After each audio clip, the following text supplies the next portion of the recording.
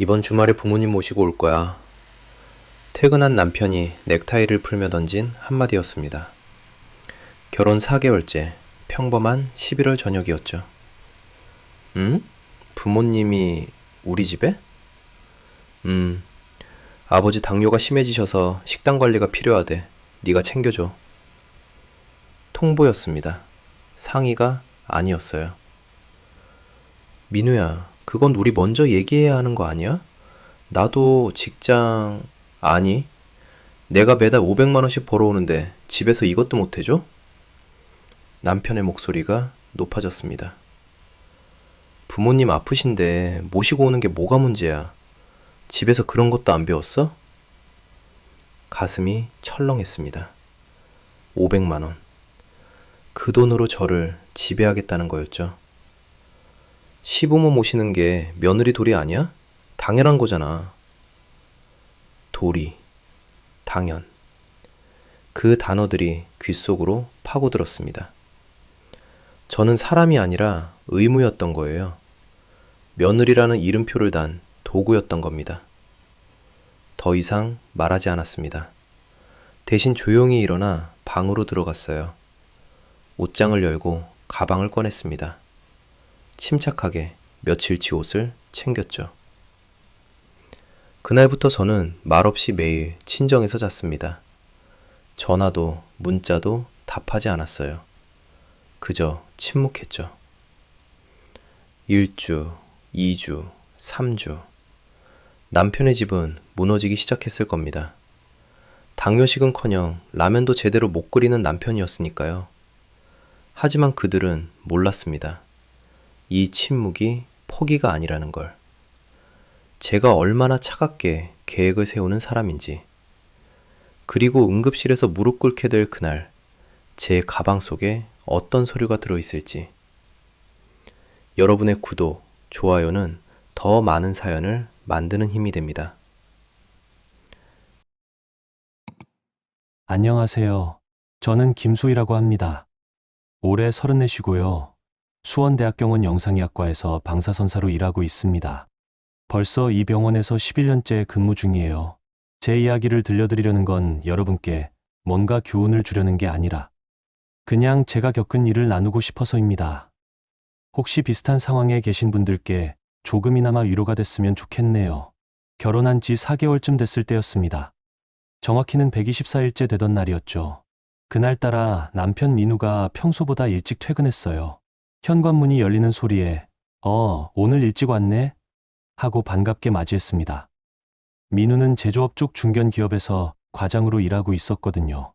평소엔 야근이 잦아서 집에 오면 10시가 넘는 경우가 많았는데 그날은 8시쯤 들어왔습니다. 응, 오늘 좀 일찍 끝났어. 민우는 넥타이를 풀며 거실 소파에 털썩 앉았습니다. 뭔가 표정이 무거워 보였어요. 저는 부엌에서 저녁 설거지를 하다가 물기를 닦고 거실로 나갔습니다. 무슨 일 있어? 표정이 안 좋은데. 아니, 그게...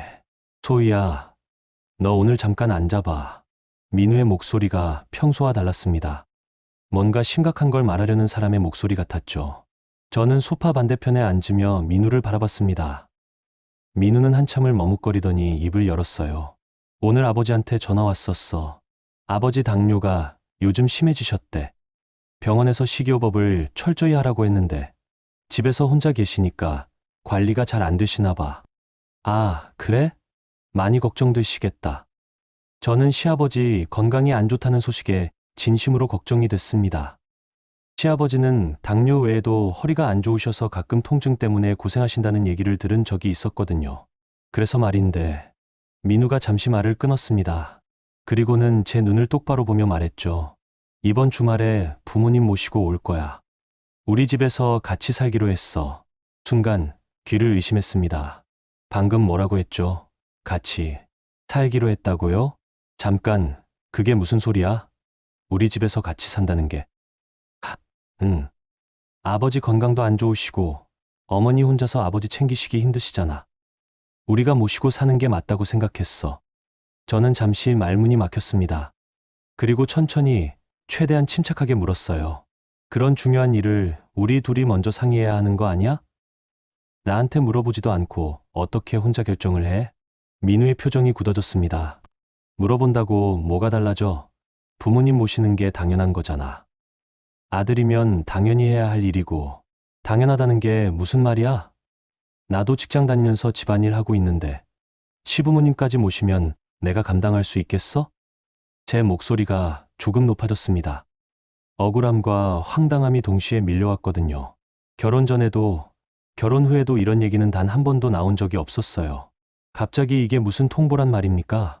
민우가 소파에서 일어나며 짜증 섞인 목소리로 말했습니다. 아니, 내가 매달 500만 원씩 걸어오는데 집에서 이것도 못 해줘. 부모님 아프신데 모시고 오는 게 뭐가 문제야? 그 순간 뭔가 서늘한 기운이 등골을 타고 올라왔습니다. 500만 원이요? 그게 지금 중요한 게 아니잖아요. 그리고 솔직히 제가 버는 돈도 만만치 않았는데 민우는 자기가 더 많이 번다는 이유로 모든 걸 결정할 권리가 있다고 생각하는 것 같았어요. 민우야, 지금 그게 중요한 게 아니라 집에서 그런 것도 안 배웠어. 시부모 모시는 게 며느리 도리 아니야? 민우의 말에 저는 할 말을 잃었습니다. 도리? 며느리 도리라고요? 지금 21세기인데 결혼한 지 겨우 4개월 된 시혼부부한테 이게 무슨 조선시대 같은 소리랍니까? 저는 더 이상 말하지 않았습니다.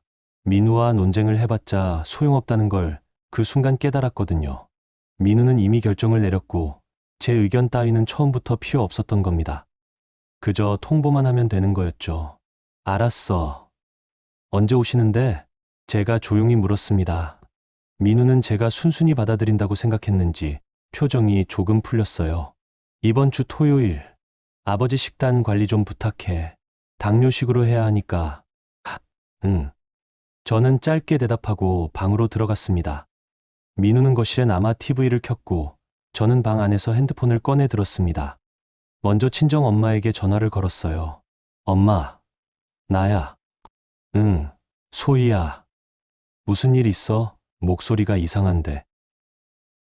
엄마, 나 주말부터 친정에서 자도 돼? 전화기 너머로 엄마의 놀란 목소리가 들렸습니다. 무슨 소리야? 무슨 일 있어? 나중에 자세히 얘기할게. 일단 괜찮은지만 알려줘. 당연히 괜찮지.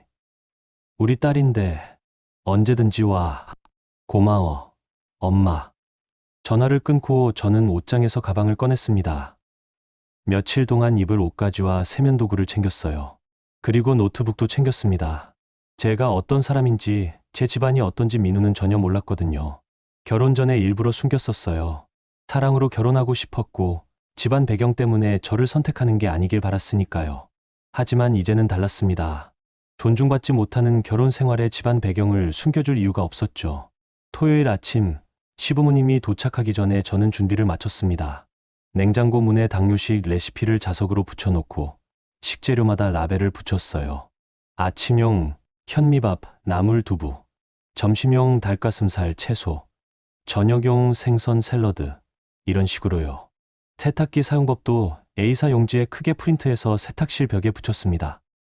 민우가 거실에서 TV를 보다가 제가 하는 걸 보고 물었어요. 뭐 해? 시아버님 식단 관리 자료 만들어 놓는 거야. 혹시 내가 없을 때 참고하시라고. 없을 때? 어디 가는데? 병원에서 연락 왔어. 응급 당직 들어가야 한대. 거짓말이었습니다. 하지만 민우는 제 말을 의심하지 않았어요.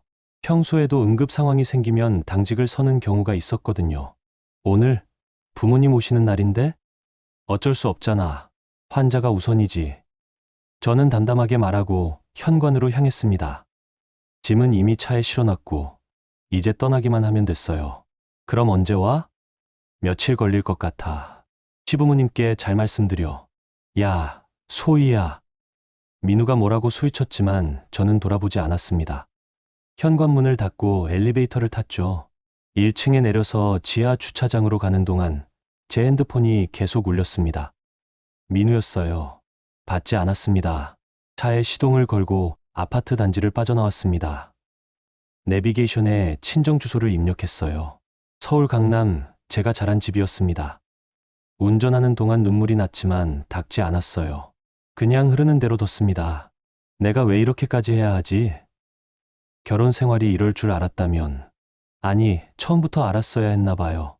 민우가 저를 어떻게 생각하는지, 동등한 배우자가 아니라 자기 말을 들어야 하는 존재로 보는 사람이었다는 걸. 강남에 도착했을 때 엄마가 현관에서 저를 기다리고 계셨습니다. 소희야. 엄마가 저를 꼭 안아주셨어요. 그제야 참았던 울음이 터져 나왔습니다. 엄마. 나 정말 잘못한 거 없는데. 알아. 우리 딸이 얼마나 착한지 엄마가 제일 잘 아는데. 일단 들어가자. 엄마는 저를 집 안으로 데리고 들어가셨습니다.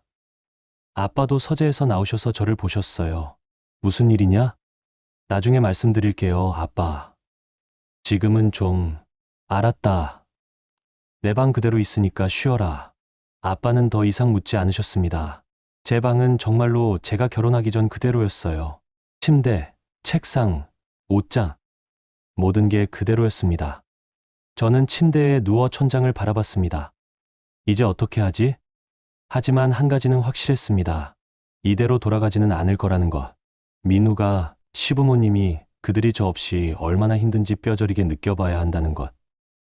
그래야 사람을, 며느리를, 아내를 함부로 대하면 안 된다는 걸 알 테니까요.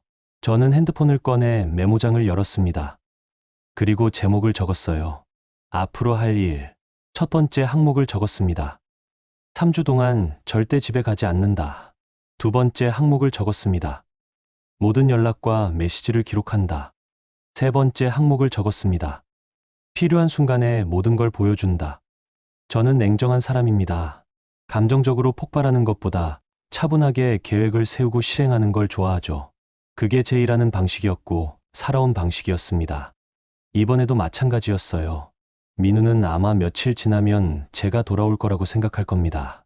시부모님도 며느리가 금방 돌아와서 자기들을 모실 거라고 믿겠죠. 하지만 그들은 몰랐어요. 제가 얼마나 단단한 사람인지, 그리고 제 뒤에 어떤 힘이 있는지. 창밖으로 강남의 야경이 보였습니다. 높은 빌딩들, 반짝이는 불빛들. 그 중 하나가 우리 집 빌딩이었어요. 아빠가 운영하시는 부동산 회사 건물이었죠. 저는 핸드폰을 내려놓고 눈을 감았습니다. 내일부터 진짜 전쟁이 시작될 테니까요. 토요일 오후, 민우는 부모님을 수원 아파트로 모셨습니다. 제가 떠난 지 몇 시간 되지 않았을 때였죠. 나중에 시어머니한테 들은 이야기지만 민우는 처음엔 아무렇지 않은 척했다고 합니다. 어머니, 아버지 편하게 계세요. 소희가 당직 때문에 며칠 없는데 제가 다 챙겨드릴게요. 시어머니 박영희는 아들의 말에 만족스러운 표정을 지었답니다. 아들이 효자라는 걸 확인받은 것 같아서 기분이 좋았던 거죠. 시아버지 정태수는 조용히 집 안을 둘러보셨어요. 집이 좁지는 않네. 그런데 며느리가 당직이면 며칠이나 걸리는 거냐? 한 3일에서 일주일 정도요, 아버지. 병원 사정이 어쩔 수 없어서요. 민우는 거짓말을 자연스럽게 했습니다. 본인도 제가 정말 당직을 서러 간 줄 알았으니까요. 제가 친정에 가 있다는 건 꿈에도 생각 못했을 겁니다. 첫날 저녁 민우는 냉장고를 열었습니다. 제가 붙여놓은 라벨과 레시피가 눈에 들어왔어요. 아침용, 점심용, 저녁용으로 나눠놓은 식재료들. 당뇨식 조리법이 자세히 적힌 종이. 이거 보면 할 수 있겠네. 민우는 자신만만하게 생각했습니다. 그냥 종이에 적힌 대로만 하면 되는 거 아닌가? 밥 짓고, 나물 무치고, 생선 굽고, 어렵지 않을 것 같았어요. 하지만 현실은 달랐습니다. 먼저 밥을 지으려고 했는데 현미밥을 어떻게 짓는지 몰랐어요. 백미는 그냥 씻어서 밥솥에 넣으면 되는데 현미는 물량도 다르고 불리는 시간도 필요했습니다. 레시피에는 현미 2시간 불리기라고 적혀 있었지만 민우는 그냥 건너뛰었죠. 2시간이나 기다려. 그냥 해도 되겠지. 결과는 딱딱한 현미밥이었습니다. 시아버지가 한 숟가락 드시고는 얼굴을 찌푸렸어요. 이게 뭐냐? 돌멩이를 씹는 것 같네. 아, 죄송합니다. 제가 처음이라. 민우가 당황하며 사과했습니다. 시어머니가 차가운 목소리로 말했어요. 며느리는 어디 간 거야? 당직이면 당직이지. 왜 연락도 안 되냐? 전화했는데 안 받네요. 아마 바쁜가 봐요. 바빠도 시부모님 왔는데 전화 한 통은 해야지. 요즘 며느리들이 다 이 모양이야. 시어머니의 불만이 쏟아지기 시작했습니다. 민우는 어머니를 달래느라 정신이 없었어요. 결국 그날 저녁은 배달 음식으로 때웠습니다. 치킨을 시켰죠. 아버지, 일단 오늘은 이거 드세요. 내일부터 제대로 해드릴게요. 하지만 시아버지는 당뇨 환자였습니다. 치킨 같은 튀김 음식은 혈당을 급격히 올리는 최악의 선택이었어요. 시아버지는 조금만 드셨지만 그날 밤 혈당이 180까지 올랐습니다. 이틀째 되던 날, 민우는 회사에 출근했습니다. 부모님을 집에 남겨두고 갔죠. 시어머니가 아침에 뭐라고 했습니다. 아침은 어떻게 하냐? 며느리도 없는데. 냉장고에 있는 거 드세요. 제가 출근해야 해서요. 출근은 무슨, 부모가 왔는데 아들이 출근을 해? 어머니, 저도 회사 다녀야죠. 며느리 오면 다 해줄 거예요. 민우는 서둘러 집을 나섰습니다. 시어머니와 시아버지는 텅 빈 집에 남았어요. 냉장고를 열어봤지만 라벨이 붙은 식재료들을 어떻게 요리해야 할지 몰랐습니다. 이게 뭐야? 나물이면 나물이지. 라벨은 왜 붙여놨어? 시어머니가 투덜거렸습니다. 결국 두 분은 아침을 거르다시피 하셨어요. 식빵 몇 조각으로 때웠습니다. 당뇨 환자에게 식빵은 좋지 않았지만 다른 선택지가 없었죠. 점심때쯤 시어머니는 며느리한테 전화를 걸었습니다. 제 핸드폰이 울렸어요. 저는 강남 집거시에서 책을 읽고 있었습니다. 발신자를 확인하고는 받지 않았어요. 대신 녹음 앱을 켜놨습니다. 나중을 위해서였죠. 시어머니는 문자를 보냈습니다. 며느리, 지금 뭐 하는 거야? 전화 좀 받아라. 우리가 여기서 굶고 있잖아. 굶고 있다니요? 냉장고에 식재료가 가득한데요? 레시피도 다 붙여놨는데요. 저는 문자를 읽고도 답장하지 않았습니다. 그저 스크린샷만 찍어뒀어요. 저녁이 됐을 때 민우가 퇴근했습니다. 집에 돌아오니 부모님이 굶주린 표정으로 앉아 계셨어요. 엄마, 아빠, 점심 드셨어요? 무슨 점심을 먹어? 아무것도 없던데. 냉장고에 있잖아요. 그걸 어떻게 해 먹으라고. 며느리는 대체 언제 오는 거냐? 시어머니의 목소리가 날카로워졌습니다. 민우는 다시 배달 앱을 켰어요. 이번엔 중국집에서 짜장면을 시켰습니다. 짜장면도 당뇨에 좋지 않지만 선택의 여지가 없었죠. 사흘째, 나흘째, 상황은 점점 악화됐습니다. 빨래가 쌓이기 시작했어요. 민우는 세탁기 사용법을 대충 알고 있다고 생각했지만 실상은 달랐습니다. 색깔별로 분류해야 한다는 것도 몰랐고 세제 양 조절도 몰랐어요. 결과는 참담했습니다. 흰 셔츠에 빨간색이 물들었고 수건은 세제가 덜 헹궈져서 뻣뻣했습니다. 시아버지의 속옷은 줄어들어서 입을 수가 없었죠. 이게 뭐야? 내 옷들이 다 망가졌잖아. 시어머니가 소리를 질렀습니다. 민우는 황급히 사과했어요. 죄송해요, 어머니. 제가 빨래를 잘 몰라서. 잘 모르면 며느리한테 물어보든가. 아니, 며느리는 대체 언제 오는 거야? 연락이 안 돼요. 병원이 바쁜가 봐요. 바빠도 이건 너무하잖아. 시부모가 왔는데 얼굴도 안 비치고. 시어머니는 분노를 며느리에게 돌렸습니다. 저한테요. 하지만 정작 문제는 민우였죠. 민우가 아무것도 할 줄 몰랐던 게 문제였어요. 일주일이 지났을 때쯤 집은 완전히 무너졌습니다. 냉장고에는 상한 음식들이 가득했어요. 민우가 제대로 관리하지 못해서 채소는 시들고 고기는 냄새가 나기 시작했습니다. 악취가 주방 전체로 퍼졌죠. 설거지도 제대로 안 돼서 싱크대에는 그릇들이 쌓여 있었어요. 거실 바닥에는 먼지가 쌓이고 화장실은 청소가 안 돼서 곰팡이가 피기 시작했습니다. 시아버지의 혈당은 계속 200 이상을 유지했습니다. 배달 음식만 먹다 보니 당연한 결과였어요. 시아버지는 몸이 점점 안 좋아졌고 허리 통증도 심해졌습니다. 그 와중에 민우는 회사에서도 문제가 생겼습니다. 집안일 때문에 스트레스를 받다 보니 회사 일에 집중할 수가 없었어요. 지각도 하고 중요한 회의에서 실수도 했습니다. 상사한테 한 소리 들었죠. 정 과장, 요즘 왜 이래? 정신 좀 차려. 죄송합니다. 민우는 고개를 숙였습니다. 점심시간에 동기인 서도연을 만났어요. 도연은 민우의 표정을 보고 물었습니다. 야, 너 요즘 왜 그래? 얼굴이 왜 그 모양이야? 집에 부모님 모셨는데 아내가 당직이라 없거든. 내가 혼자 다 해야 해서. 뭐? 아내가 당직. 그럼 며칠이나 없는데? 벌써 일주일 넘었어. 도연이 고개를 저었습니다. 야, 그거 당직 아니야. 틀림없어. 무슨 소리야? 요즘 며느리들 다 그따위야. 시부모 모신다고 하면 도망가는 거지. 너 완전히 당한 거야. 도연의 말에 민우는 순간 얼어붙었습니다. 설마, 소희가 일부러 안 오는 건가? 아니야, 그럴 리 없어. 소희는 그런 애가 아닌데. 그럴 리 없어. 소희는 착한 애야. 착해서 뭐해? 요즘 여자들은 다 자기 위주야. 너 지금 호구되는 거야. 강하게 나가야 해. 도연은 민우를 부추겼습니다. 사실 도연은 민우를 진심으로 걱정해서가 아니라 그냥 재미로 부추기는 거였어요. 민우가 힘들어하는 모습을 보는 게 은근히 즐거웠던 거죠. 그럼 어떻게 해야 돼? 생활비 끊어버려. 그럼 알아서 올 거야. 돈이 없으면 못 버티잖아. 그건 좀... 야, 지금 내가 벌어서 먹여 살리는 거잖아. 당당하게 나가야지. 아내가 남편 무시하면 안 되는 거야. 도연의 말이 민우의 머릿속에 박혔습니다. 그래, 내가 벌어서 먹여 살리는 건데.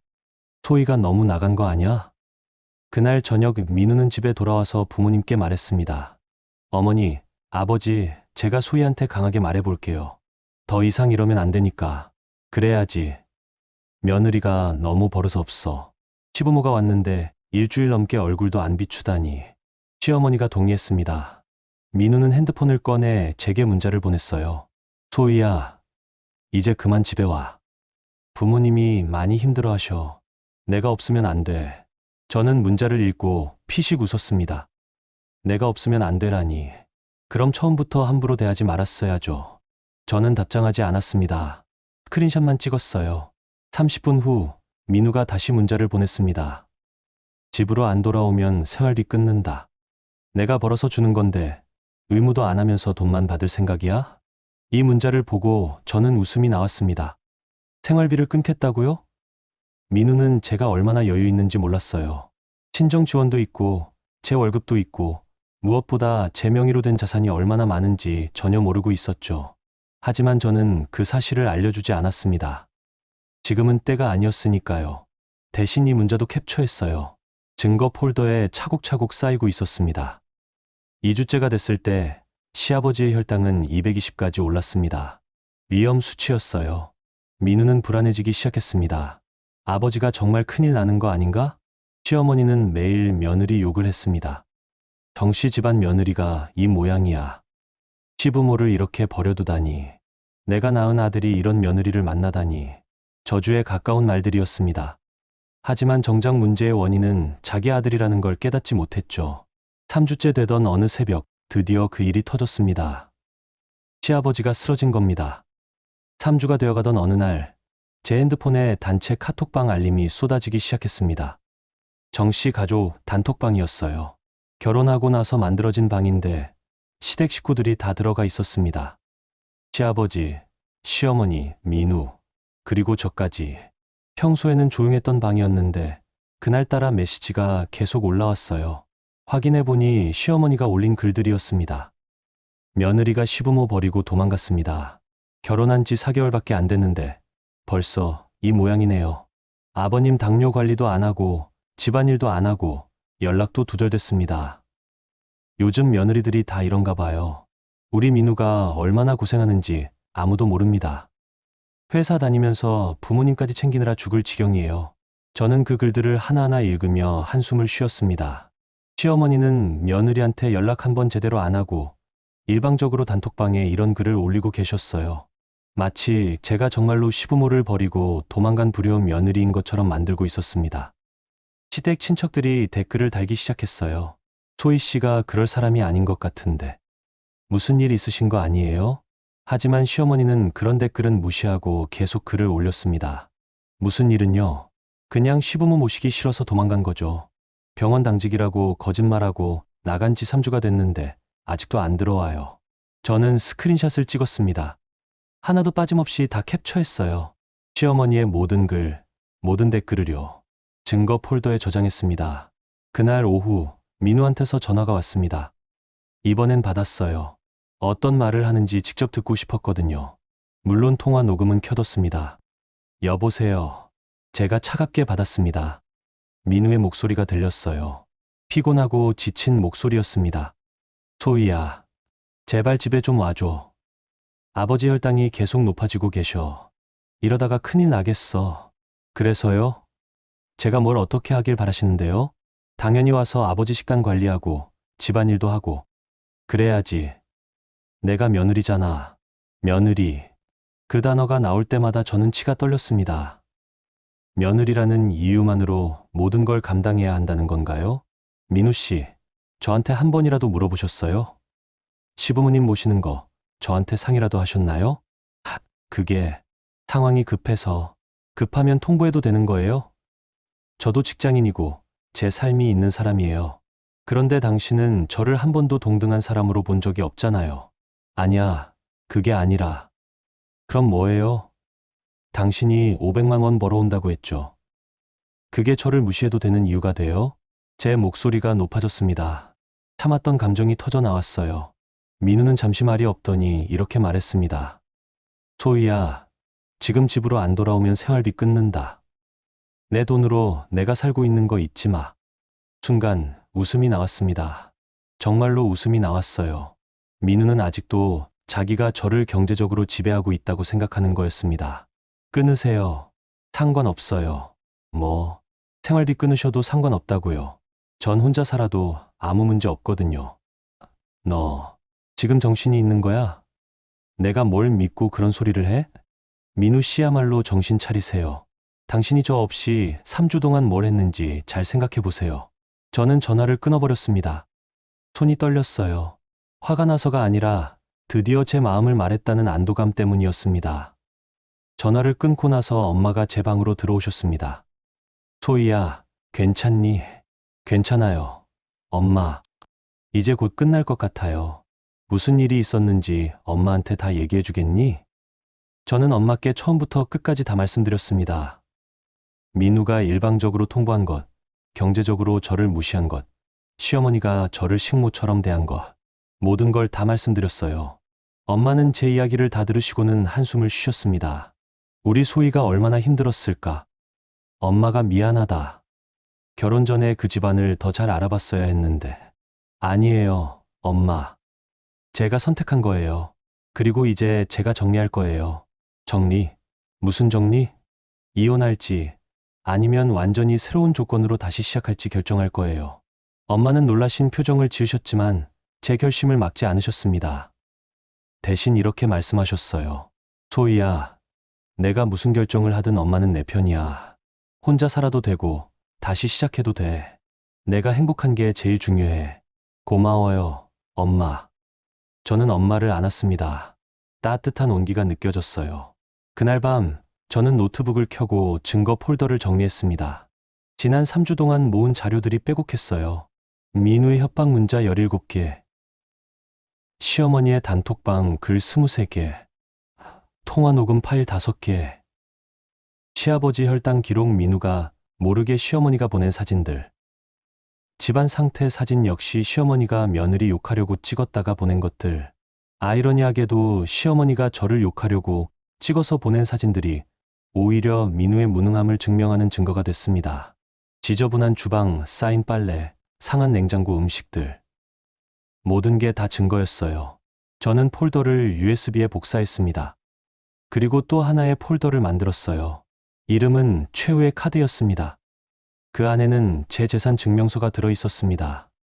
친정아버지가 제 이름으로 만들어주신 빌딩 지분, 제 명의의 예금 통장, 투자 자산 목록, 민우가 상상도 못할 금액이었죠. 저는 결혼할 때 일부러 이 사실을 숨겼습니다. 사랑으로 결혼하고 싶었고 집안 배경 때문에 결혼하는 걸 원하지 않았으니까요. 그래서 평범한 직장인인 척했어요. 월급으로 살아가는 평범한 사람인 척. 하지만 이제는 달랐습니다. 민우가 경제력으로 저를 협박한다면 저도 현실을 보여줄 때가 됐죠. 다음 날 회사에서 민우에게 이상한 일이 생겼습니다. 동기인 서도연이 민우를 피하기 시작한 거예요. 복도에서 마주쳐도 인사만 하고 지나갔고 점심도 같이 안 먹으려고 했습니다. 도연아, 오늘 점심 같이 먹자. 아, 나 오늘 약속 있어서. 미안. 그럼 내일은? 내일도 좀 바빠서. 도연은 계속 핑계를 댔습니다. 민우는 이상했지만 대수롭지 않게 넘겼어요. 하지만 며칠 후 진실이 드러났습니다. 민우가 중요한 프레젠테이션을 준비하고 있었는데 도연이 함께 작업하기로 했던 자료를 아예 안 보내준 겁니다.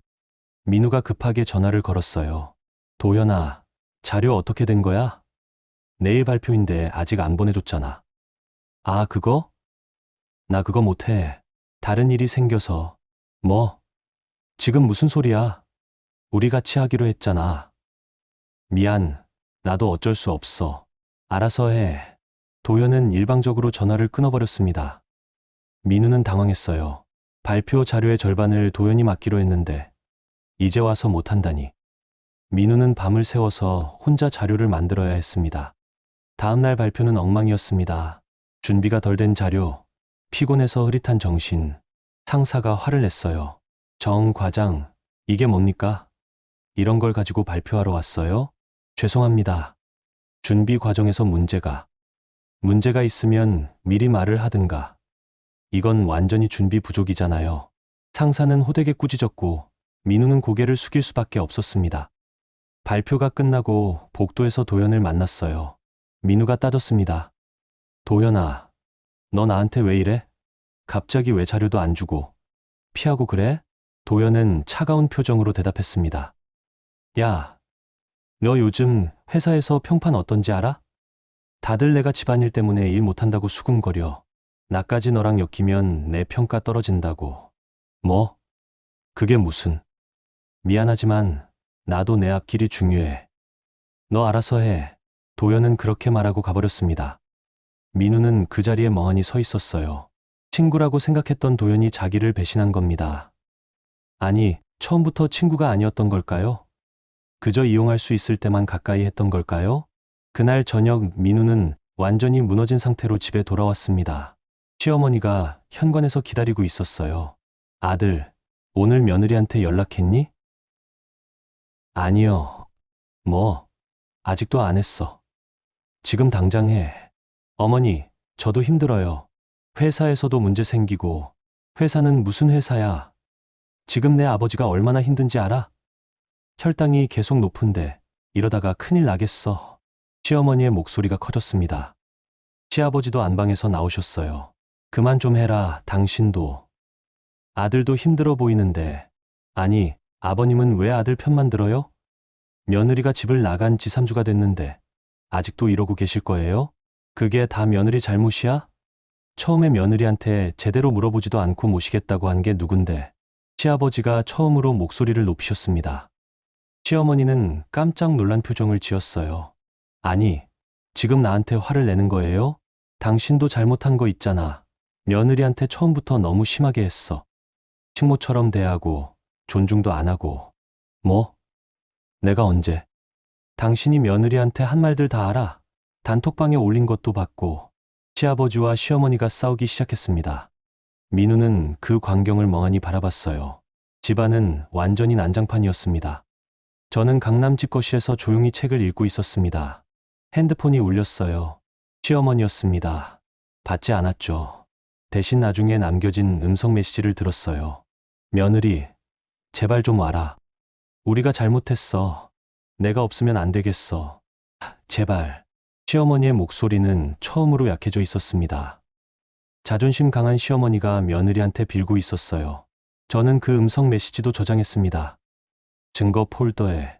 그리고 생각했죠. 조금만 더 기다리면 돼. 진짜 결정적인 순간은 아직 오지 않았으니까요. 3주째 되던 어느 새벽, 제 핸드폰이 울렸습니다.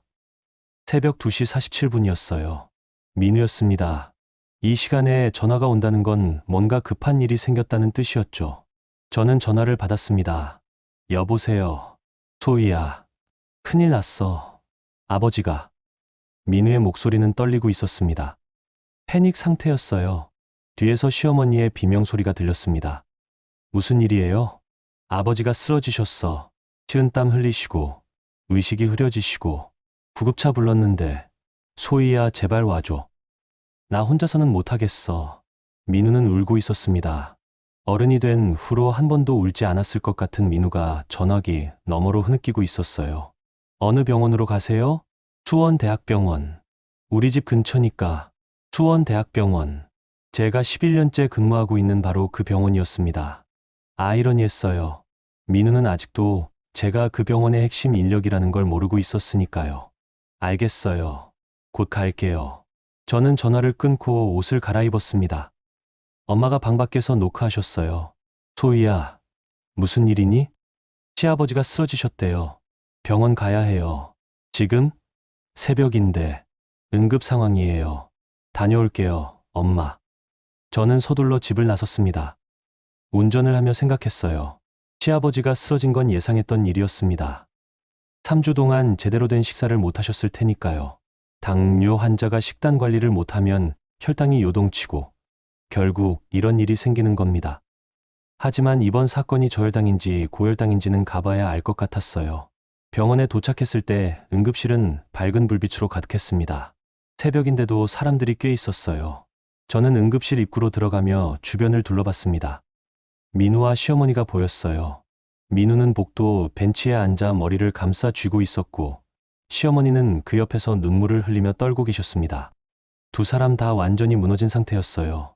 제가 다가가자 민우가 고개를 들었습니다. 눈이 벌겋게 충혈돼 있었어요. 소희야.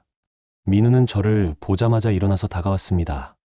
그리고 제 앞에서 무릎을 꿇었어요. 제발, 제발 아버지 좀 살려줘. 내가 잘못했어. 다 내 잘못이야. 주변 사람들이 쳐다봤습니다. 새벽 응급실에서 한 남자가 무릎을 꿇고 있는 광경은 확실히 눈에 띄었으니까요.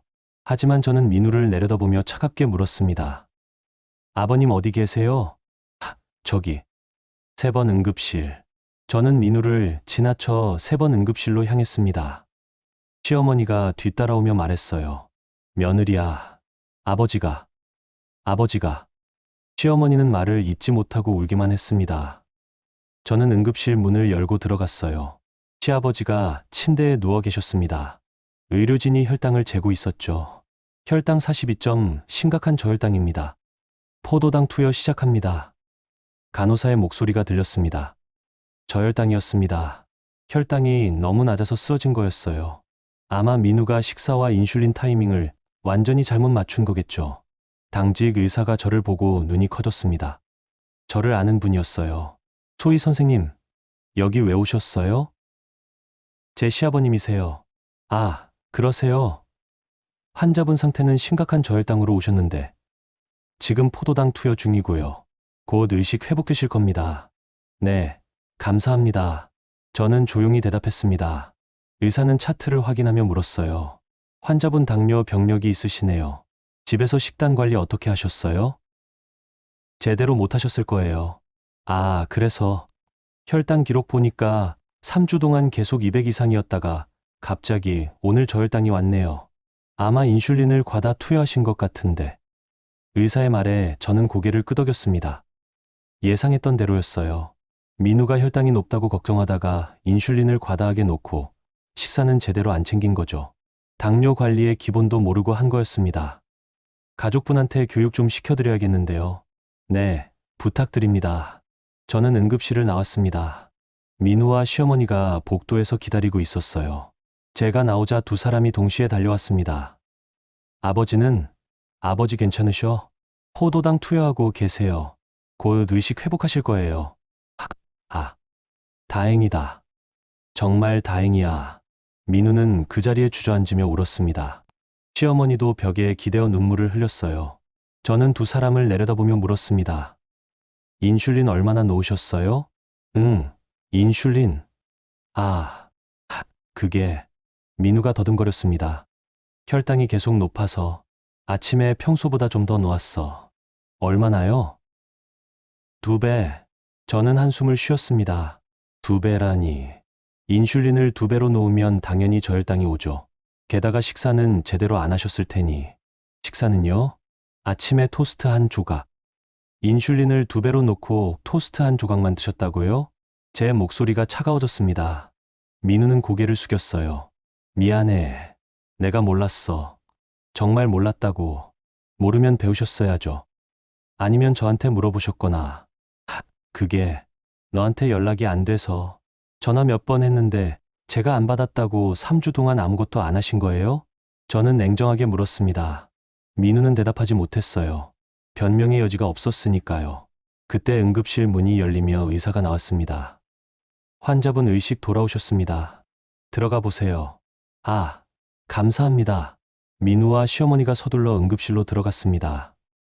저는 따라 들어가지 않고 복도에 남았어요. 잠시 후 간호사가 나왔는데 저를 보고 반갑게 인사했습니다. 소희 선생님, 안녕하세요. 여기 왜 오셨어요? 미정 선생님, 안녕하세요. 제 시아버님이 응급실에 계셔서요. 아, 그러세요? 3번 환자분이시구나. 지금 상태 안정됐으니까 걱정 마세요. 오미정 수간호사는 제 동료였습니다. 같은 병원에서 오래 근무한 사이였죠. 고맙습니다, 선생님. 그런데 선생님, 가족분들이 당뇨 관리를 아예 모르시는 것 같던데요. 교육 좀 받으셔야 할 것 같아요. 네, 그렇게 하겠습니다. 저희가 이야기하는 동안 응급실 문이 다시 열리며 민우가 나왔습니다. 민우는 미정 선생님과 저를 보고 멈칫했어요. 미정 선생님이 민우에게 인사했습니다.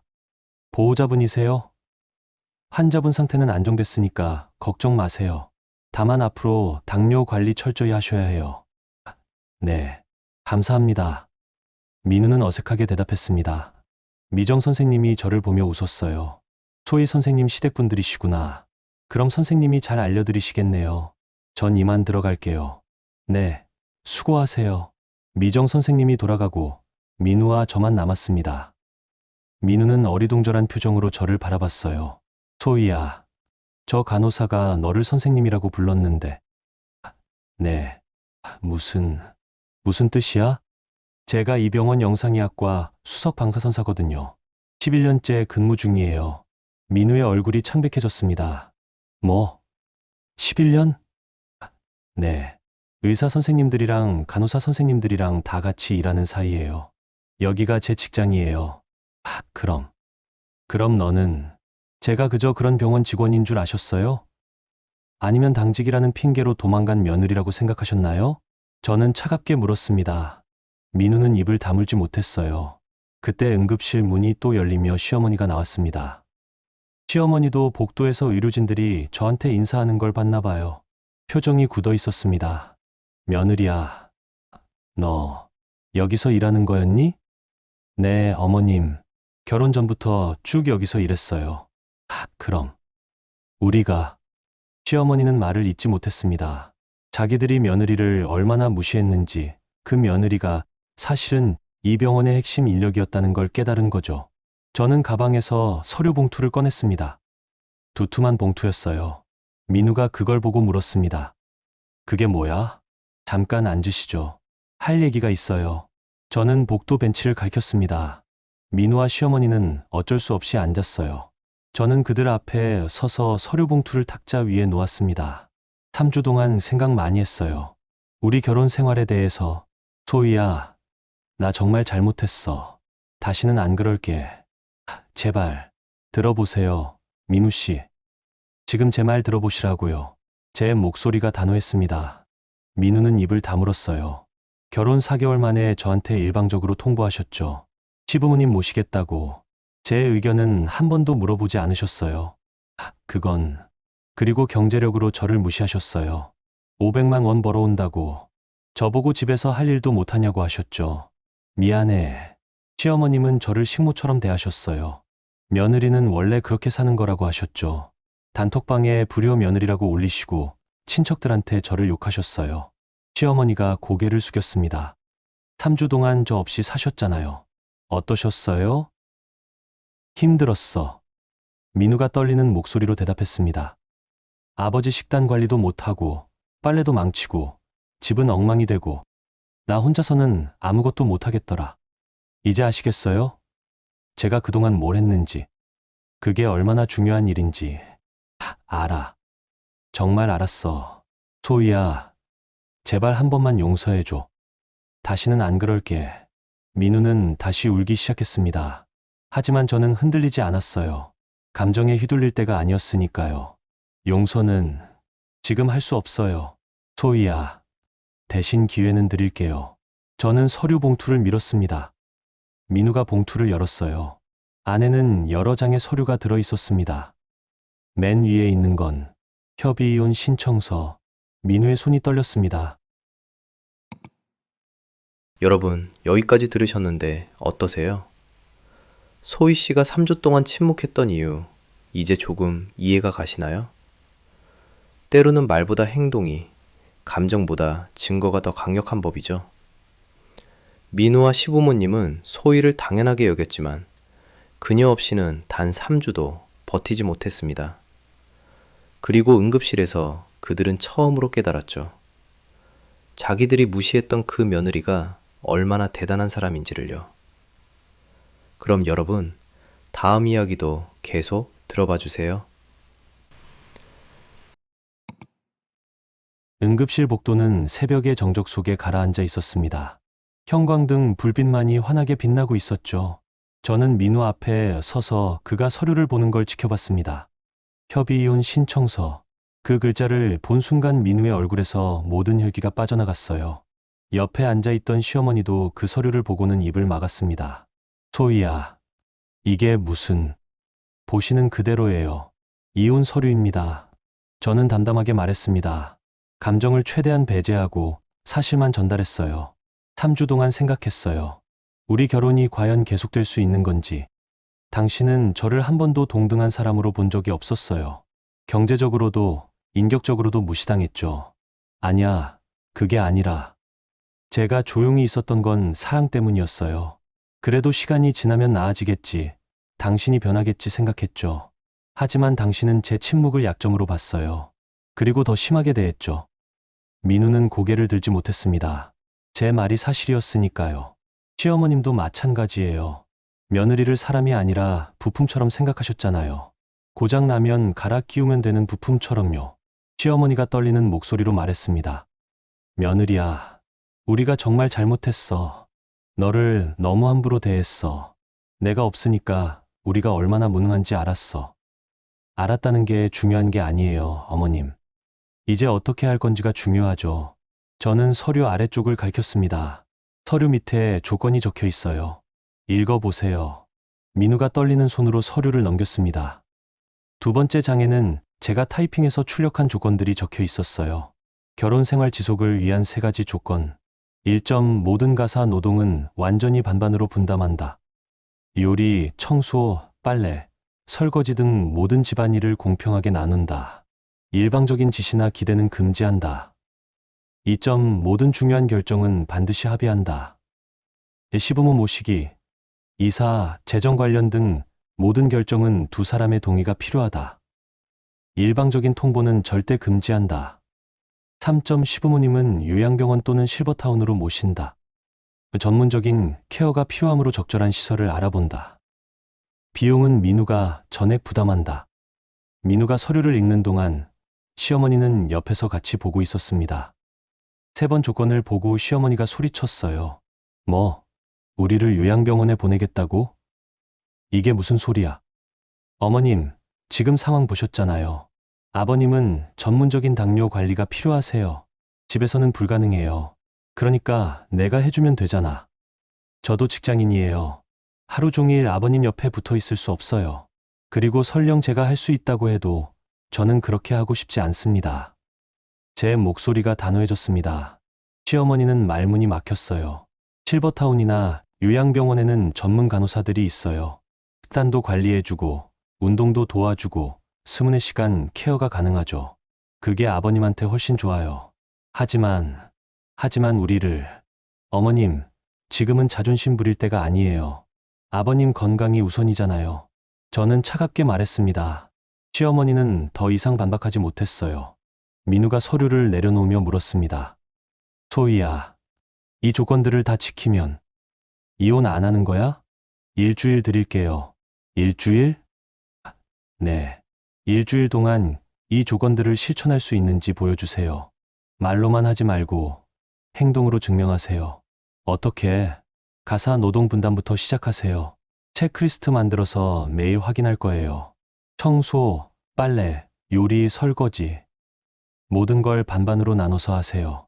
저는 가방에서 또 다른 종이를 꺼냈습니다. 엑셀로 만든 가사 분담표였어요. 요일별로, 항목별로 누가 뭘 할지 빈칸으로 만들어뒀습니다. 이걸 채워서 보내주세요. 그리고 실제로 하세요. 사진 찍어서 매일 보고하시고요. 사진까지? 네. 저는 증거가 필요해요. 말만 하는 건 이제 안 믿으니까요. 민우는 할 말을 잃었습니다.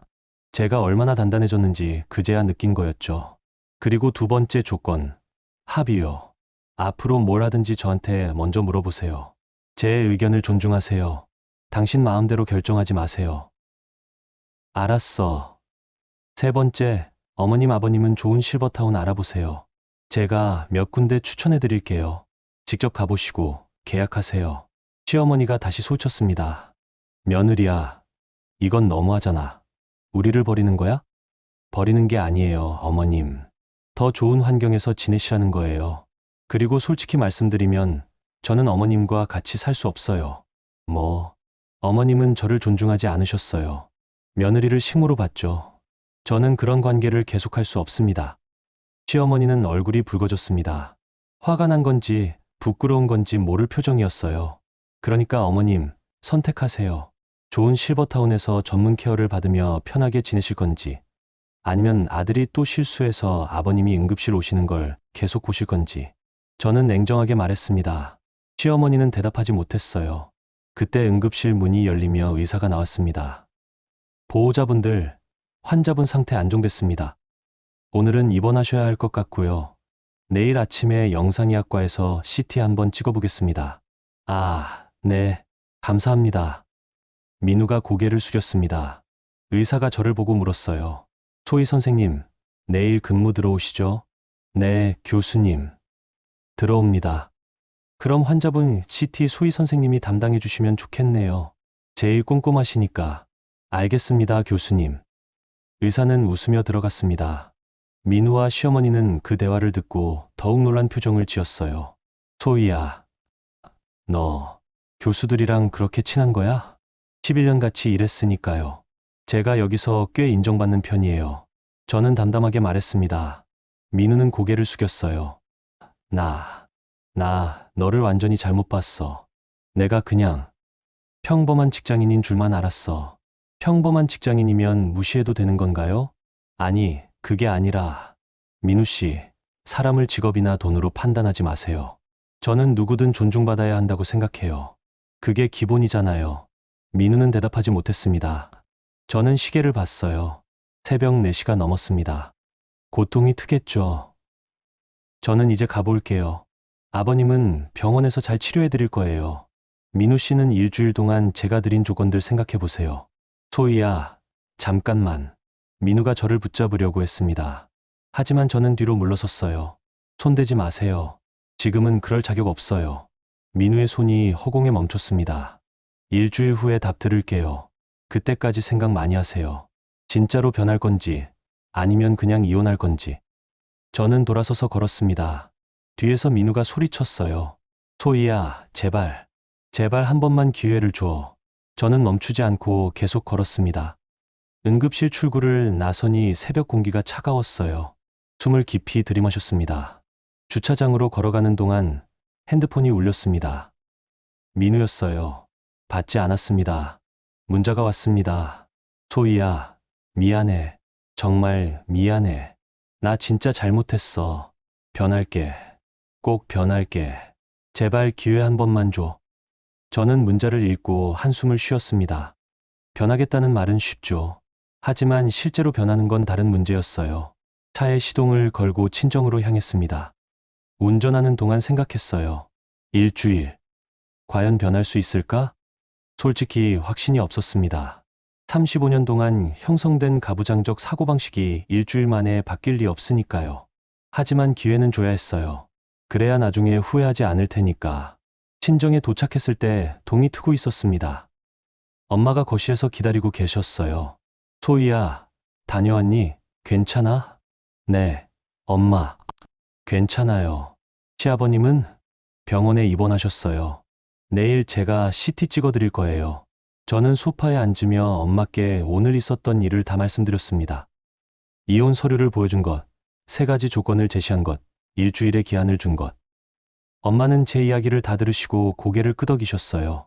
잘했다, 소희야. 내가 내린 결정이 옳은 것 같아. 정말요? 응. 사람은 변할 수 있어. 하지만 변하려는 의지가 있어야 하지. 일주일 동안 지켜보는 거야. 진짜로 변하려고 노력하는지, 아니면 그냥 입으로만 하는지. 만약 안 변하면 전 정말 이혼할 거예요, 엄마. 그래도 돼. 내 인생이잖아. 내가 행복해야 해. 엄마는 저를 안아주셨습니다. 따뜻한 품이었어요. 그날 저는 집에서 푹 쉬었습니다. 다음 날부터는 다시 병원에 출근해야 했으니까요. 그리고 시아버지 CT도 찍어드려야 했고요. 민우한테서는 계속 문자가 왔습니다. 소희야, 가사 분담표 작성했어. 보낼게. 청소하는 사진이야. 제대로 하고 있어. 설거지도 했어. 이것도 사진 보내. 하루에 10통도 넘는 문자가 왔어요. 사진도 같이 보내왔습니다. 정말로 청소하고 빨래하고 설거지하는 사진이었죠. 저는 사진들을 하나하나 확인했습니다. 청소는 좀 엉성했어요. 구석구석 안 닦고 대충 쓸기만 한 것 같았죠. 설거지는 그나마 괜찮았고 빨래는 아직도 색깔 분류를 제대로 못하는 것 같았습니다. 하지만 중요한 건 하고 있다는 거였어요. 적어도 노력은 하고 있었습니다. 3일째 되던 날 시어머니한테서 전화가 왔습니다. 이번엔 받았어요. 여보세요, 어머님. 며느리야, 나 좀 만날 수 있을까? 시어머니의 목소리는 이전과 달랐습니다. 권위적이지 않고 조심스러웠어요. 무슨 일이세요? 아버지랑 실버타운 몇 군데 알아봤어. 같이 가볼 수 있을까? 저는 잠시 놀랐습니다. 시어머니가 직접 실버타운을 알아봤다니 예상하지 못한 일이었어요. 알겠습니다. 언제 가실 건데요? 이번 주말, 토요일? 좋아요. 토요일에 뵙겠습니다. 전화를 끊고 저는 생각했습니다. 정말 변하려고 하는 건가? 아직은 확신할 수 없었습니다. 하지만 조금씩, 아주 조금씩 희망이 보이기 시작했어요. 토요일 오전, 저는 수원 시내에 있는 실버타운 앞에 서 있었습니다. 햇살 가득한 집이라는 이름의 실버타운이었어요. 시어머니가 알아본 곳 중 하나였습니다. 주차장에는 민우의 차가 먼저 와 있었어요. 민우와 시어머니, 그리고 퇴원하신 시아버지가 차에서 내리고 있었습니다. 저는 제 차에서 내려 그들에게 다가갔습니다.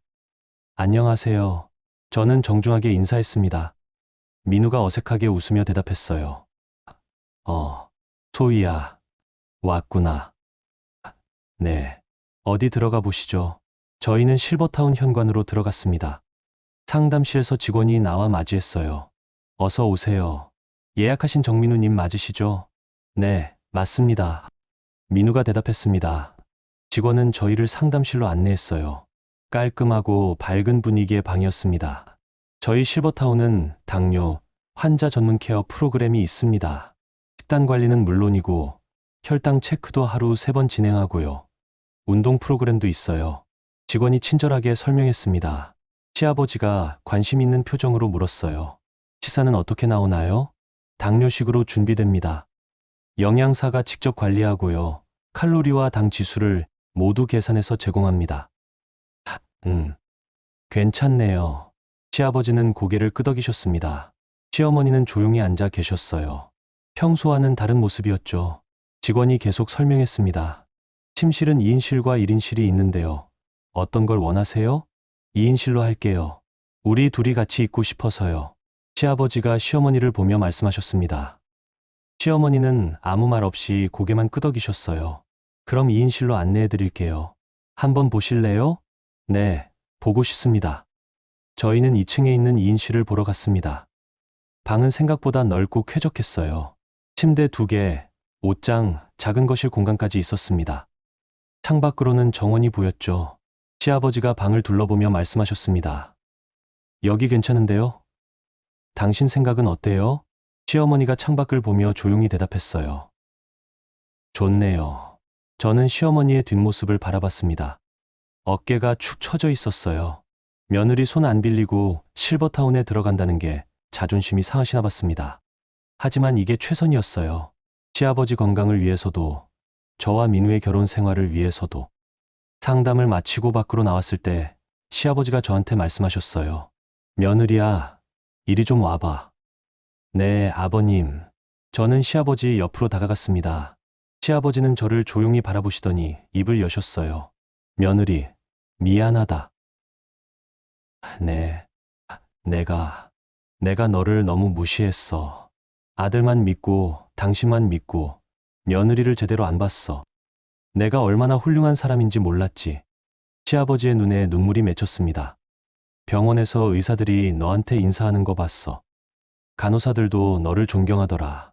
그때 알았지. 우리가 얼마나 큰 실수를 했는지. 아버님, 며느리야, 우리 실버타운 들어갈게. 너한테 더 이상 짐되고 싶지 않아. 그리고 민우 잘 부탁한다. 저 녀석 좀 잘 가르쳐줘. 시아버지는 제 손을 꼭 잡으셨습니다. 따뜻한 온기가 느껴졌어요. 감사합니다, 아버님. 아버님은 좋은 분이세요. 나도 처음엔 당신이랑 똑같았어. 며느리를 무시하고 아들 편만 들고. 하지만 이번에 정신 차렸어. 시아버지는 씁쓸하게 웃으셨습니다.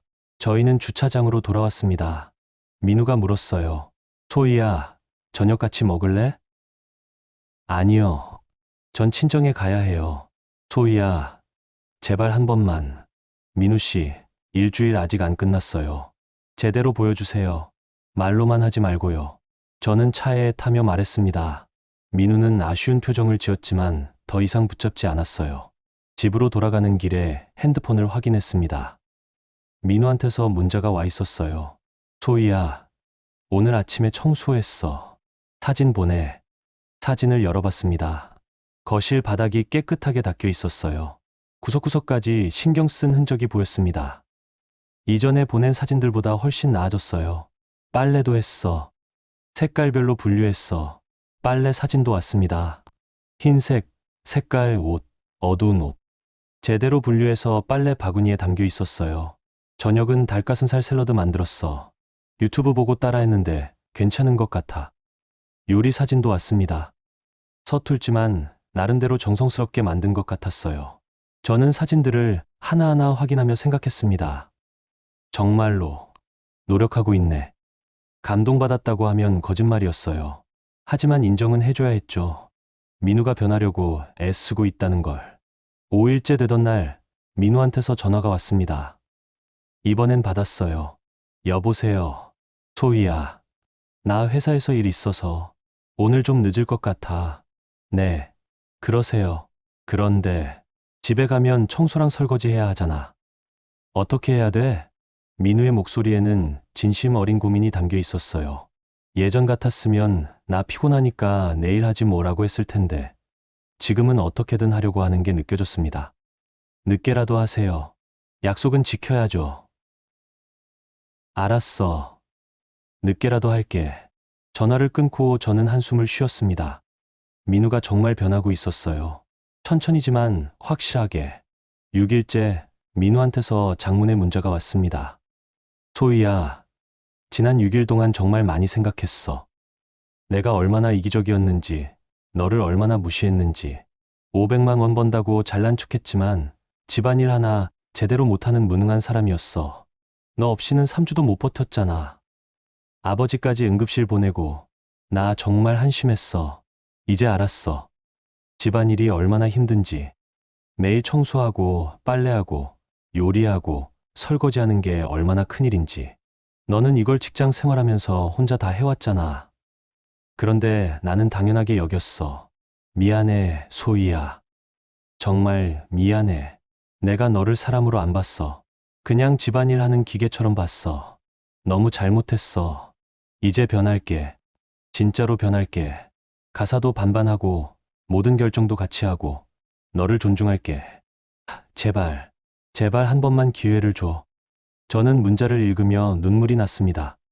화가 나서가 아니라 뭔가 복잡한 감정이 밀려와서였어요. 민우가 정말 깨달은 걸까요? 아니면 그냥 저를 붙잡으려고 하는 말일까요? 7일째 약속한 날이 왔습니다. 저는 수원 아파트로 향했습니다. 민우가 집에서 기다리고 있을 거예요. 현관문을 열고 들어갔을 때 놀랐습니다. 집이 깨끗했어요. 거실 바닥은 반짝반짝 빛났고 주방은 정리정돈이 잘 돼 있었습니다. 빨래도 개서 정리돼 있었고 화장실도 깨끗했어요. 3주 전 제가 떠났을 때보다 더 깨끗한 것 같았습니다. 민우가 부엌에서 나왔습니다. 소희야, 왔구나. 네. 저는 집 안을 둘러봤습니다. 민우는 제 반응을 살피며 조심스럽게 말했어요. 일주일 동안 열심히 했어. 유튜브도 보고 인터넷도 찾아보고 청소하는 법, 요리하는 법, 빨래하는 법 다 배웠어. 그래요. 소희야, 나 이제 알았어. 집안일이 얼마나 중요한지. 그리고 너 없이는 내가 아무것도 아니라는 걸. 민우가 제 앞에 섰습니다. 눈이 충혈돼 있었어요. 잠을 제대로 못 잔 것 같았습니다. 제발, 제발 나한테 기회를 줘. 변할게. 진짜로 변할게. 저는 한참 동안 민우를 바라봤습니다. 그리고 가방에서 서류를 꺼냈어요. 이혼 서류였습니다. 민우의 얼굴이 창백해졌습니다. 소희야. 그럼. 이혼하는 거야? 이 서류요. 저는 서류를 천천히 찢기 시작했습니다. 한 장, 한 장. 민우의 눈이 커졌어요. 이건 찢는 거예요. 저는 서류를 완전히 찢어서 쓰레기통에 버렸습니다. 하지만 민우가 안도의 한숨을 쉬려는 순간 저는 말을 이었어요. 조건부예요. 조건부? 네. 이번엔 제가 선택하는 결혼이에요. 당신이 정한 결혼이 아니라 제가 원하는 조건으로 다시 시작하는 거예요. 저는 가방에서 또 다른 서류를 꺼냈습니다. 이건 결혼 생활 계약서예요. 제가 만들었어요. 여기 사인하세요. 민우가 서류를 받아 읽기 시작했습니다. 거기에는 제가 제시한 3가지 조건이 더 구체적으로 적혀 있었어요. 결혼 생활 계약서 1조. 가사 노동은 완전히 공평하게 분담한다. 월요일, 일요일 가사 분담표를 매주 작성하고 준수한다. 일방적인 지시는 금지하며 모든 것은 협의한다. 2조. 중요한 결정은 반드시 합의한다. 재정, 이사, 가족 문제 등 모든 중요한 결정은 두 사람의 동의가 필요하다. 일방적인 통보는 계약 위반으로 간주한다. 3조. 상호 존중을 최우선으로 한다. 경제력, 직업, 집안 배경 등으로 상대를 무시하지 않는다. 모든 대화는 존중하는 태도로 진행한다. 4조. 시부모님은 실버타운에서 전문 케어를 받는다. 비용은 민우가 전액 부담한다. 주말에 방문하며 효도는 시간과 마음으로 한다. 5조. 위 조항을 위반할 경우 즉시 이혼할 수 있다. 민우는 서류를 다 읽고 고개를 들었습니다. 소희야, 이거 사인할 수 있어요? 없어요? 저는 냉정하게 물었습니다. 민우는 잠시 망설이다가 펜을 들었어요. 그리고 서류에 사인했습니다. 저도 그 옆에 사인했습니다. 이제부터 우리는 새로운 결혼 생활을 시작하는 거예요. 전처럼 당신 마음대로 하는 결혼이 아니라 우리 둘이 함께 만들어가는 결혼이요. 알았어. 소희야, 고마워. 정말 고마워. 민우는 눈물을 흘렸습니다. 저는 민우를 안아줬어요. 처음으로, 진심으로. 앞으로 잘하세요. 이번이 마지막 기회예요. 응. 꼭 잘할게. 약속해. 저희는 오랫동안 안고 있었습니다. 새로운 시작이었어요. 계약서에 서명을 하고 일주일이 지났습니다. 민우는 정말로 변하려고 노력했어요. 매일 아침 출근 전에 설거지를 하고 저녁에는 번갈아가며 요리를 했습니다. 주말에는 같이 대청소를 하고 빨래도 함께 했죠. 하지만 변화는 집안에서만 일어난 게 아니었습니다. 회사에서도 일들이 터지기 시작했거든요. 어느 날 저녁 민우가 퇴근하고 집에 들어왔을 때 얼굴이 심각했습니다. 무슨 일 있어요? 제가 물었습니다. 민우는 소파에 털썩 앉으며 한숨을 쉬었어요.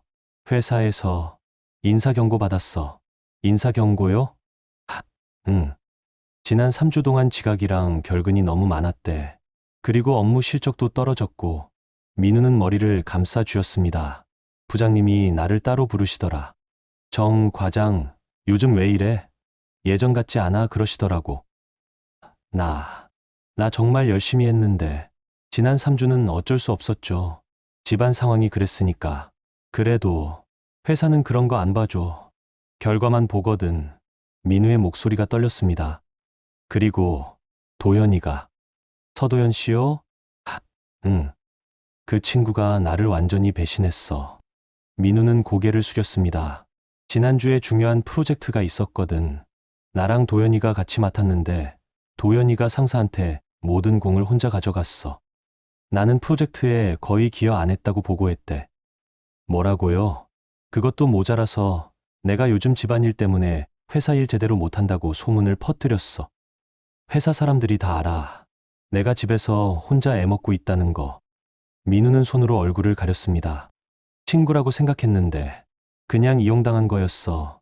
도연이는 처음부터 나를 친구로 본 게 아니었나 봐. 저는 민우 옆에 앉았습니다. 서도연 씨가 원래 그런 사람이었나 봐요. 나 정말 바보 같아. 도연이 말만 듣고 너한테 생활비 끊겠다고 협박하고. 정말 미안해, 소희야. 민우가 저를 보며 말했습니다. 눈에 눈물이 고여 있었어요. 이제 와서 알았어. 내가 500만 원 번다고 잘난 척했는데 그것도 별로 큰 돈이 아니더라고. 회사에서도 나보다 잘하는 사람 많고 나보다 많이 버는 사람도 많고. 민우 씨. 응? 돈이 많고 적고가 중요한 게 아니에요. 서로를 존중하는 게 중요한 거죠. 저는 민우의 손을 잡았습니다. 회사 일은 어떻게든 되겠죠. 지금부터라도 열심히 하면 돼요. 그래. 그래야지. 이제부터라도 정신 차려야지. 민우는 고개를 끄덕였습니다. 하지만 문제는 거기서 끝나지 않았습니다. 며칠 후 시어머니한테서 전화가 왔습니다. 며느리야, 실버타운 계약하려고 하는데 비용이 생각보다 많이 들어. 얼마나 드는데요? 한 달에 300만 원. 2인실이라. 시어머니의 목소리가 작아졌습니다. 민우가 감당할 수 있을까? 월급이 500이라고 했는데 실버타운 비용에 집 생활비까지 하면. 저는 잠시 생각했습니다. 그리고 차분하게 말했어요. 어머님, 걱정 마세요.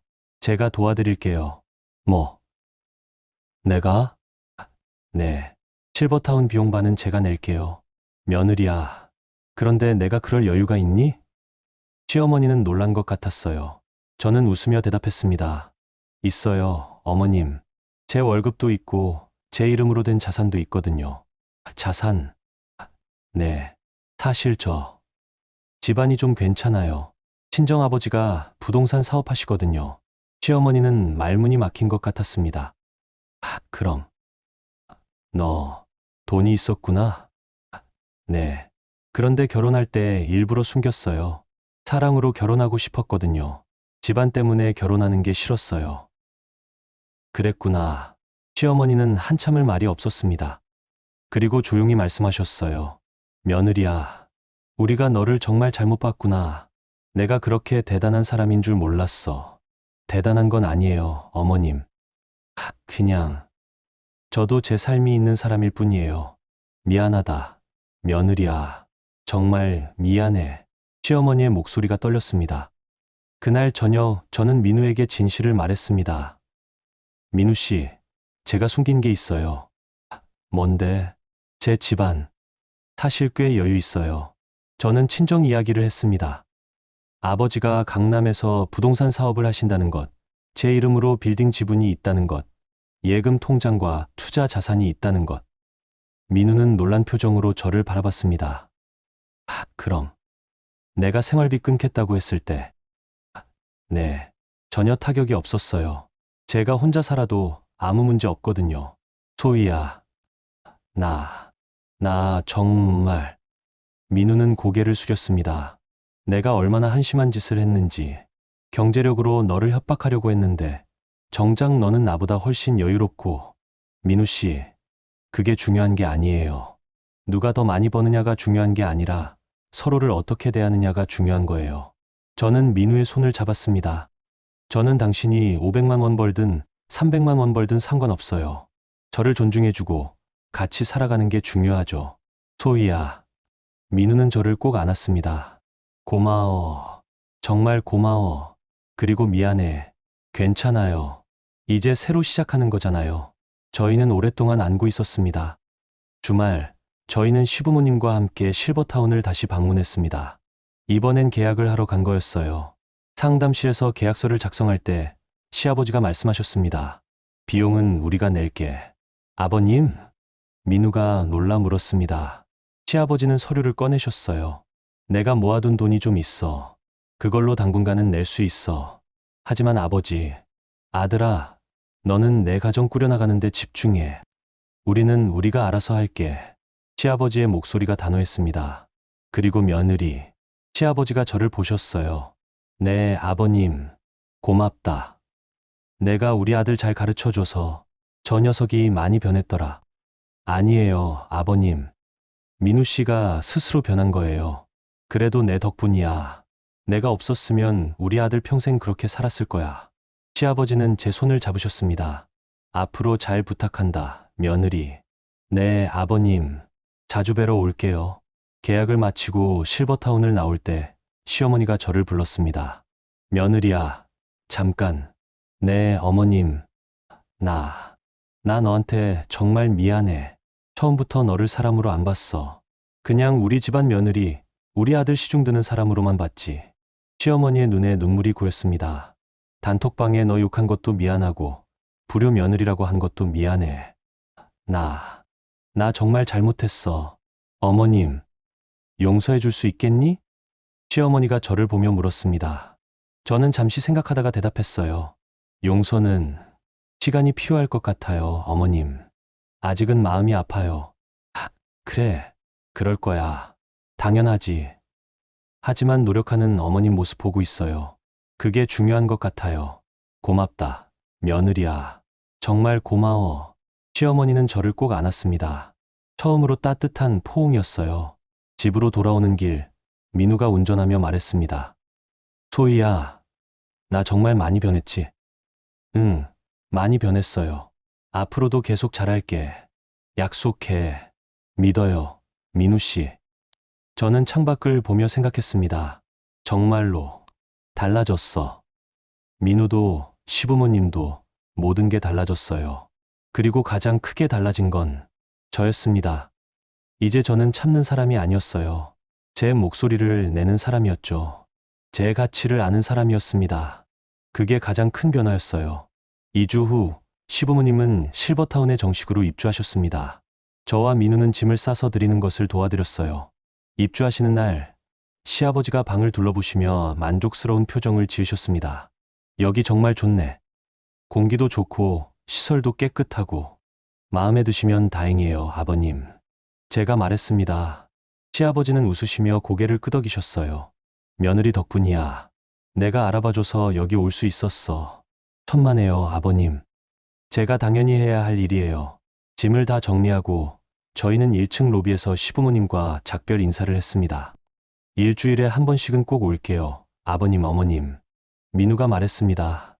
시어머니가 아들의 손을 잡으셨어요. 괜찮아, 아들아. 너희 바쁠 텐데 무리하지 마. 한 달에 한두 번만 와도 돼. 아니에요, 어머니. 자주 올게요. 소희도 같이 올 거예요.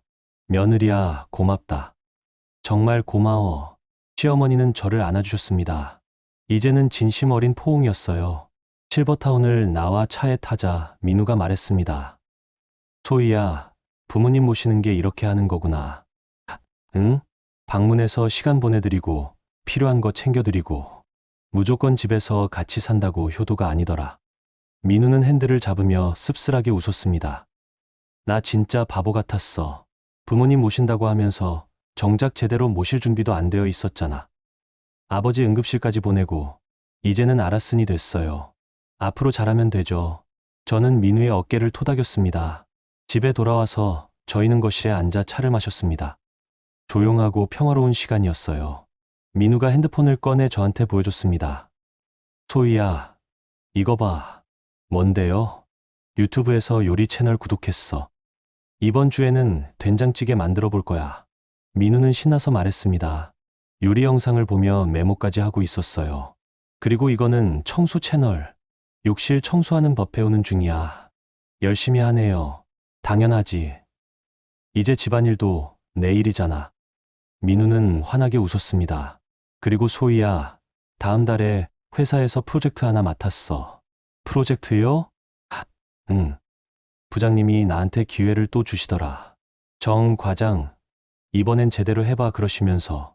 잘 됐네요. 열심히 해요. 응. 이번엔 도현이 같은 사람 믿지 않고 혼자 힘으로 해볼 거야. 민우의 눈에 결기가 서려 있었습니다. 회사에서도 소문 다 잠잠해졌어. 내가 요즘 열심히 하니까 사람들도 다시 인정해주더라. 다행이에요. 다 너 덕분이야, 소희야. 내가 나를 깨워줘서 민우는 제 손을 잡았습니다. 그날 저녁 저희는 같이 저녁을 준비했습니다. 민우가 된장찌개를 끓이고 저는 밑반찬을 차렸어요. 부엌에서 함께 일하는 게 이제는 자연스러웠습니다. 소희야, 간 좀 봐줄래? 어디 볼게요. 저는 국자로 국물을 떠서 맛을 봤습니다. 응, 조금만 더 넣으면 될 것 같아요. 그래? 얼마나? 한 스푼 정도? 민우는 된장을 조금 더 넣고 저었습니다. 그리고 다시 맛을 봤어요. 오, 괜찮은데? 쇼이야, 내가 드디어 된장찌개 마스터했나 봐. 민우는 신나서 웃었습니다. 저도 같이 웃었어요. 밥을 다 차리고 식탁에 앉았을 때 민우가 말했습니다. 소희야, 우리 결혼 반년 됐어. 벌써? 응. 근데 진짜 결혼 생활은 이제 시작인 것 같아. 왜요? 처음 4개월은 내가 착각하고 산 것 같아. 결혼이 뭔지도 모르고 너를 뭘로 봤는지도 모르고. 민우는 젓가락을 내려놓고 저를 보았습니다. 지난 2개월 동안 많이 배웠어. 결혼은 한 사람이 다른 사람을 지배하는 게 아니라 둘이 같이 만들어가는 거더라. 맞아요. 그리고 가장 중요한 건 존중이더라. 서로를 존중하는 거. 민우는 제 손을 잡았습니다. 소희야, 앞으로도 잘 부탁해. 나 아직 많이 부족하지만 계속 배우고 노력할게. 저도요, 민우 씨. 같이 잘해봐요. 저희는 웃으며 밥을 먹었습니다. 다음 주 토요일, 저희는 실버타운에 시부모님을 뵈러 갔습니다. 시아버지는 건강이 많이 좋아지셨어요. 며느리야, 아들아, 왔구나. 시아버지가 반갑게 맞이하셨습니다. 아버님, 안색이 좋아 보이세요. 그럼 여기서 관리받으니까 혈당도 안정됐어. 운동도 매일 하고. 시아버지는 활짝 웃으셨습니다. 그리고 식사도 맛있어. 당뇨식인데도 맛있게 해주시더라고. 다행이에요, 아버님. 시어머니도 나오셨어요. 어머, 왔어? 방에 들어와. 차 준비해뒀어. 저희는 시부모님 방에 들어가 차를 마셨습니다. 따뜻하고 편안한 시간이었어요. 며느리야, 너 요즘 병원에서 어때? 시어머니가 물으셨습니다. 네, 잘 지내고 있어요. 바쁘긴 하지만 재미있어요. 그래, 좋은 일 하고 있구나. 우리 며느리 자랑스러워.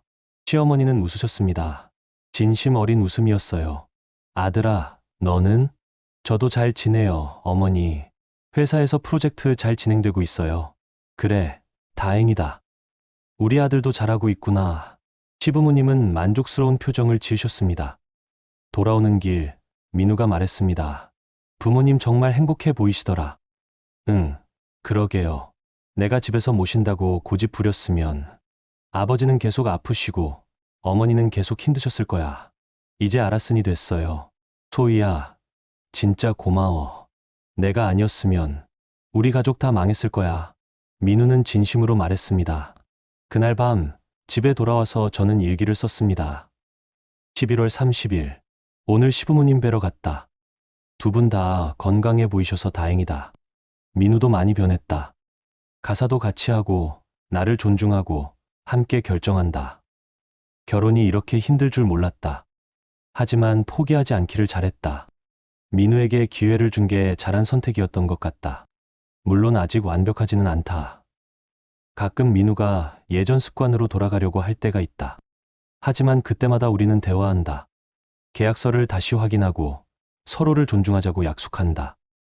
이제 우리는 진짜 부부가 된 것 같다. 서로를 이해하고 존중하고 함께 만들어가는 부부. 앞으로도 잘할 수 있을 것 같다. 일기를 덮고 저는 창밖을 봤습니다. 수원의 야경이 보였어요. 조용하고 평화로운 밤이었습니다. 민우가 부엌에서 설거지를 하고 있었어요. 물소리가 들렸습니다. 저는 미소를 지으며 부엌으로 갔습니다. 도와줄게요. 괜찮아, 소희야. 내가 할 수 있어. 같이 하면 더 빨라요. 저는 민우 옆에 서서 같이 설거지를 했습니다. 소희야. 응? 사랑해. 민우가 갑자기 말했습니다. 저는 놀라 민우를 봤어요. 왜 갑자기? 그냥 말하고 싶었어. 내가 옆에 있어서 행복해. 민우는 수줍게 웃었습니다. 저도 사랑해요. 민우 씨. 저는 진심으로 말했습니다. 우리는 같이 설거지를 마치고 거실로 나왔습니다.